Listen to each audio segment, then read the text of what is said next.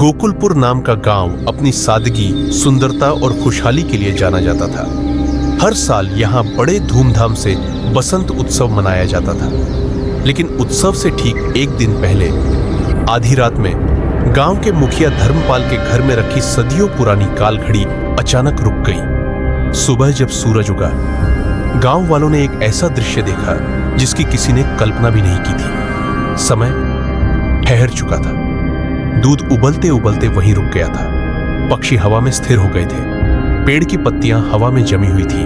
नदी की लहरें कांच की तरह स्थिर खड़ी थी और हवा बिल्कुल जम चुकी थी। सिर्फ इंसान चल पा रहे थे, लेकिन उनके चारों ओर की दुनिया पूरी तरह रुक चुकी थी। मुखिया धर्मपाल घबरा उठे। उन्हें अपने दादाजी की वह चेतावनी याद आई, जब काल घड़ी रुक जाए तो समय का संतुलन बिगड़ जाता है और उसे ठीक करने के लिए केवल एक ही व्यक्ति चुना जाता है, गांव का वीर निडर युवक अर्जुन।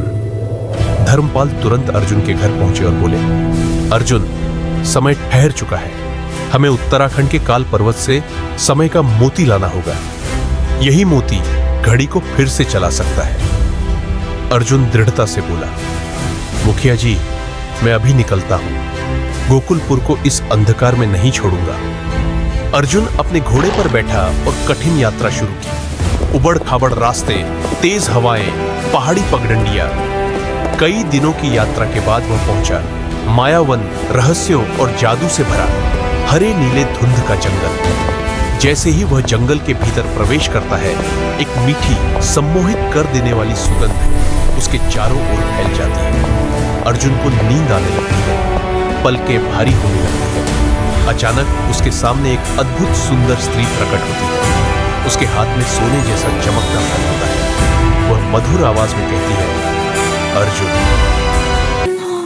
तुम बहुत थक गए हो। यह फला खा लो और मेरी रतिया में शांत करो। हार पर्वत बहुत दूर है, तुम कभी वहां नहीं पहुंच पाओगे। अर्जुन समझ गया, यह मोह की परीक्षा है। वह मजबूती से कहता है, मेरा उद्देश्य मेरी थकान से बड़ा है। अगर मैं रुका तो मेरा गांव हमेशा के लिए ठहर जाएगा। फिर वह अपनी तलवार निकालता है। पास के विशाल पेड़ पर जोरदार वार करता है। धड़ाम आवाज से मायाजाल टूट जाता है। सुगंध गायब हो जाती है। स्त्री गायब हो जाती है। अब वहां एक मुस्कुराता हुआ बूढ़ा सन्यासी खड़ा होता है। सन्यासी कहता है, शाबाश अर्जुन, तुमने मोह का परीक्षा पास कर ली। अब तुम आगे जा सकते। मायावन पार करने के बाद अर्जुन पहली बार काल पर्वत देखता है। काली छोटी वाला, डरावना, रहस्यमयी और भयंकर। पर्वत के नीचे एक अंधेरी गुफा थी। गुफा के दोनों ओर दो विशाल पत्थर की मूर्तियां थीं। जैसे ही अर्जुन पास पहुंचा, पहली मूर्ति जिंदा हो गई और बोली, यात्री, काल पर्वत में प्रवेश का अधिकार सिर्फ उसे है जो समय का मूल्य जानता हो। बताओ, तुम यहां क्यों आए हो? अर्जुन बोला, गोकुलपुर का समय रुक गया है। मैं समय का मोती लेने आया हूं। दूसरी मूर्ति भारी आवाज में बोली, मोती पाना आसान नहीं। 2 प्रश्नों के उत्तर दो। उत्तर गलत हुआ तो तुम पत्थर बन जाओगे। पहला प्रश्न, सबसे तेज क्या चलता है? मनुष्य का विचार।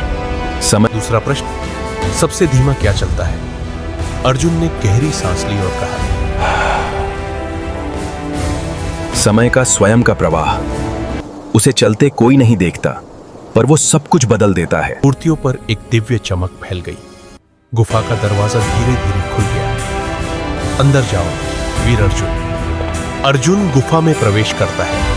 अंदर गहरा अंधेरा, रुकी हुई घड़ियों की हल्की आवाज, भूल भुलैया जैसे रास्ते, हवा में नीली चमक। आखिरकार वह गुफा के केंद्र में पहुंचता है। वहां एक ऊंचे आसन पर कांच के जार में चमकता हुआ नीला मोती रखा था। समय का मोती, लेकिन उसकी रक्षा कर रहा था काल रक्षक, एक विशाल काले धुएं और अंधेरे से बना प्राणी। वह गर्जना करता है, ये मोती यहां से कोई नहीं ले जा सकता।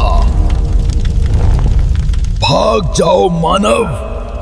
अर्जुन तलवार निकालता है, लेकिन तुरंत उसे अपने राजगुरु की बात याद आती है। अंधकार को हराने के लिए तलवार नहीं, निस्वार्थता चाहिए। अर्जुन दृढ़ आवाज मैं ये मोती अपने लिए नहीं चाहता, मैं इसे अपने गांव को बचाने के लिए चाहता हूँ। मेरे अंदर लालच नहीं, सिर्फ कर्तव्य है, सिर्फ प्रेम है, सिर्फ उसके सेवा है। शब्दों से काल रक्षक पीछे हटने लगता है। उसका अंधेरा धुंध में बदल जाता है, धीरे धीरे पूरी तरह गायब हो जाता है। अर्जुन जार उठाता है, समय का मोती हाथ में लेता है। नीली रोशनी पूरी गुफा को चमका देती है। अर्जुन तेजी से वापस गांव की ओर दौड़ता है। गांव अब भी उसी स्थिति में जड़ा हुआ है। रुकी हवा, रुका दूध, रुके पक्षी। वहीं खड़े हैं मुखिया धर्मपाल, ठीक वहीं जहां उन्होंने अर्जुन को विदा किया था। अर्जुन काल घड़ी के पास जाता है और समय का मोती घड़ी के सामने रखता है। मोती की नीली रोशनी घड़ी पर पड़ते ही घड़ी की सुइयां तेजी से घूमने लगती है। Tick tock, tick tock, tick tock. और अचानक समय वापस चल पड़ता है। पक्षी उड़ान पूरी कर लेते हैं। दूध फिर से उफनता है। हवा चेहरों से टकराती है। नदी की लहरें बहने लगती है। गांव खुशी से गूंज उठता है।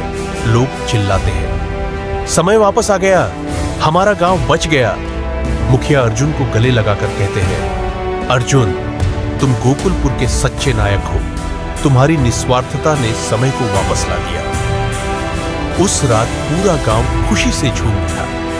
ढोल नगाड़ों, नृत्य, गीतों और रोशनी से पूरा गोकुलपुर जगमगा उठा और अर्जुन सदैव के लिए गोकुलपुर का रक्षक बन गया। अर्जुन ने अपना गांव बचा लिया। अब आपकी बारी है इस कहानी को आगे बढ़ाने की। लाइक करो, सब्सक्राइब करो और अगला रहस्य जानने के लिए जुड़े रहो।